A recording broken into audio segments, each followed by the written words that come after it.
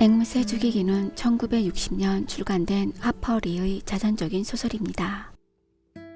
출판 다음 해인 1961년 플리처상을 수상했으며 2015년 속편인 파수꾼이 출간되었습니다. 앵무새 죽이기를 집필하던 당시 미국 흑인 민권운동이 소용돌이 치던 시기였으며 인종차별이 가장 고약했던 엘라베마주를 배경으로 하고 있습니다. 공황기에 존경받는 변호사 핀치가 백인 여성을 성폭행한 혐의를 받는 흑인 남성 로빈스를 변호하면서 핀치의 가족과 동네에서 벌어지는 일을 핀치의 어린 딸 스카웃의 시각에서 그리고 있습니다.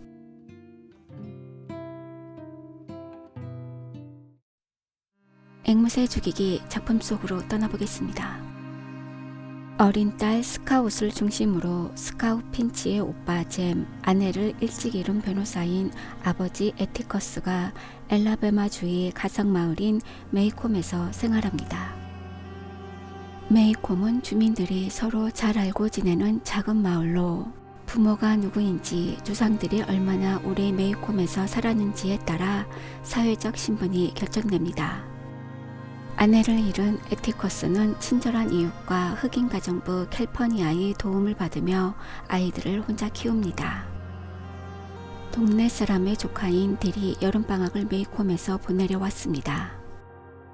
새 아이들은 그들의 이웃이며 바깥 출입을 하지 않고 신비에 가려진 인물 부 레들리에 대해 두려워하면서 호기심을 갖고 불을 밖으로 끌어내려고 매일 머리를 싸매고 궁리합니다. 어느 해 스카웃과 잼은 누군가 레들리 집의 바깥쪽 나무 구멍 안에 자신들에게 주는 작은 선물을 넣어둔다는 사실을 알게 됩니다. 선물을 넣어주는 이는 부이지만 그녀는 그것을 비밀로 합니다.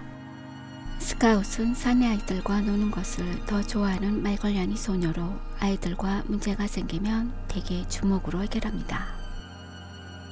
스카웃은 자신이 여자애답게 행동하기를 강요하는 세상과 여자애처럼 행동한다고 비난하는 오빠, 그리고 자신을 있는 그대로 받아들이는 아버지를 이해하려고 애쓰고 있습니다. 에티커스는 백인 여자를 강간, 폭행한 혐의를 받고 있는 톰 로빈슨이란 흑인을 위한 국선 변호인으로 임명됩니다. 메이콤 시민들의 부정적인 시선에도 에티커스는 자신의 능력을 최대한 발휘해 톰을 변호합니다. 에티커스의 행동으로 이웃들은 잼과 스카웃을 조롱하고 에티커스를 깜둥이 애인이라고 부릅니다. 스카웃은 아이들과 주먹질하는 것 때문에 알렉산드라 고모와 잭 삼촌에게 야단을 맞습니다. 두보스 할머니의 욕설에 대한 보복으로 화단을 망가뜨리고 잼은 부인에게 한 달 동안 매일 방과 후에 책을 읽어주는 벌을 받습니다. 재판 날짜가 가까워지자 알렉산드라 고모는 스카웃에게 여성답게 행동하는 법을 가르쳐준다고 같이 살려옵니다. 에티커스는 남자들이 단체로 몰려가 톰을 린치하려는 것을 막습니다. 마지막 여름에 재판이 열리게 됩니다. 톰은 혐의점이 없다는 것을 에티커스가 입증했음에도 유죄를 선고받습니다. 톰을 변호하는 과정에서 에티커스는 톰에게 공격을 당했다는 여자의 아버지인 밥 이올에게 본의 아니게 모욕을 주게 됩니다. 그는 성질이 고약하고 게으름뱅이의 술주정뱅이였습니다. 톰이 유죄를 선고받았음에도 이올은 자신을 모욕했다고 에티커스와 판사에게 복수를 맹세합니다. 새 아이는 배심원들이 유죄 판결을 내린 것에 대해 의아해하고 에티커스는 왜 배심원들이 그런 판결을 내렸는지 설명해 주려고 합니다. 재판 직후 스카웃은 모임 도중 톰 로빈슨이 타로 가려다 죽었다는 소식을 듣습니다. 그날 스카웃은 이상적인 여성상이란 어떤 것인지, 어떻게 역경을 헤치고 살아가야 하는지에 대한 귀중한 교훈을 배웁니다. 메이콤의 생활이 일상적으로 돌아오고 스카웃과 잼은 부 레들리 일에만 매달리지 않게 됩니다. 스카웃은 학교에서 할로윈 가장 연극에 햄 복장을 하고 참가합니다. 무대에서 창피를 당한 스카웃은 행사가 끝나고 햄 복장을 입은 채로 잼과 집까지 걸어갑니다. 집으로 오는 길에 남매는 이상한 소리를 듣게 되고 갑자기 싸움이 일어납니다. 스카웃은 햄 복장 안에 있는 얇은 철사줄이 피부에 꽉 재는 힘센 손길을 느낍니다. 이런 폭행을 당하는 과정에서 잼의 팔이 부러집니다. 보안관이 핀친의 집에 와서 아이들이 습격당했던 나무 아래에 밥 2월이 죽은 채로 발견되었다고 알려줍니다. 스카웃은 잼을 데려다준 낯선 사람이 부 레들리로 그가 이오를 죽여 자신과 잼의 생명을 구했다는 것을 알게 됩니다.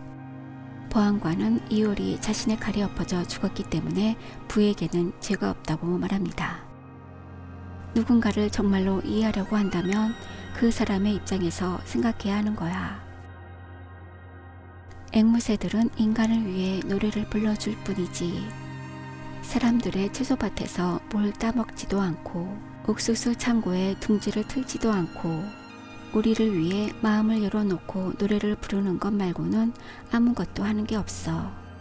그래서 앵무새를 죽이는 건 죄가 되는 거야. 무지개 색깔 중 어떤 피부색을 하고 있건 한 인간이 평등하게 대접받을 수 있는 곳이 하나 있다면 그것은 바로 법정이란다. 하지만 사람들은 자신의 원한을 배심석까지 가지고 가게 마련이지. 흑인을 속이는 백인은 그 백인이 누구이건 아무리 돈이 많은 사람이건 아무리 명문 출신이건 쓰레기 같은 인간이야. 시대적 배경을 알아보겠습니다. 미국 남부 전역에 걸쳐 흑인과 백인은 공공장소의 식수대, 출입구, 화장실을 따로 쓰는 등 인종분리 정책이 자행되는 시기였습니다. 시형버스 안에서는 흑인은 뒷자리에만 앉을 수 있었으며 그것도 백인이 오면 자리를 내주어야 했습니다. 1955년 로자 파크스라는 흑인 여성이 백인에게 자리를 양보하지 않는 사건으로 인해 흑인 민권운동이 다시 촉발되는 계기가 되었습니다. 흑인 민권운동이 새로운 국면으로 접어들게 되고 마틴 루터 킹 목사의 이름이 미국 전역에 널리 알려지게 되었습니다. 앵무새 죽이기 시대적 배경을 하퍼리는 1930년대 대공황 시절로 잡았습니다. 작가에 대해서 알아보겠습니다. 하퍼리는 1926년 엘라베마주에서 변호사이자 의원인 아버지 밑에서 사남매 중 막내로 태어났습니다. 대단한 말괄량이었던 그녀는 웬만한 남자아이들보다 거칠게 놀며 어린 시절을 보냈습니다. 헌팅턴 여자대학과 엘라베마 대학에서 법률을 공부했으며 옥스퍼드 대학에서 1년간 교환학생 자격으로 수학했습니다. 1960년 앵무새 죽이기를 출판하고 이듬해 플리처상을 수상했습니다. 대표적 작품으로는 파수꾼 앵무새 죽이기가 있습니다. 오늘의 생각해볼 문제입니다. 첫 번째, 앵무새 죽이기는 어린 스카웃의 눈을 통해 이야기를 전하고 있습니다.